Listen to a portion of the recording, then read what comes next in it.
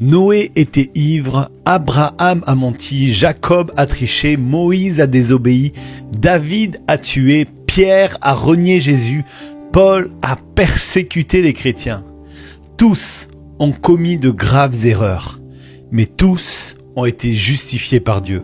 Parce que l'histoire biblique n'est pas l'histoire des gens parfaits qui ont réussi, mais l'histoire d'un Dieu parfait qui restaure ceux qui ont échoué.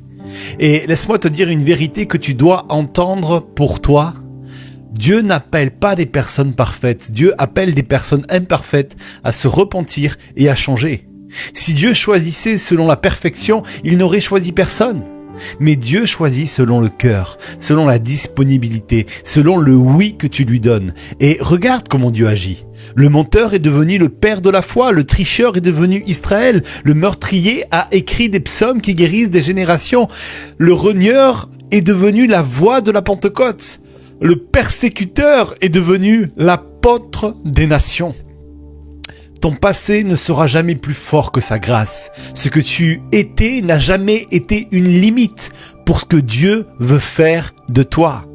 Ton échec n'est pas une fin, mais c'est un chantier où Dieu désire reconstruire.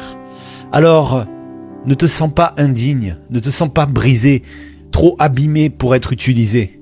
Parce que souviens-toi que Dieu a bâti l'histoire de la foi avec des hommes et des femmes qui n'étaient pas qualifiés, mais qui étaient disponibles.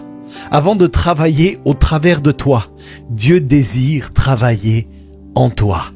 Parce que Dieu ne construit jamais sur l'orgueil, mais il rebâtit sur des cœurs brisés et disposés. Alors, ne dis plus « je ne suis pas digne », dis plutôt « Seigneur ». Me voici.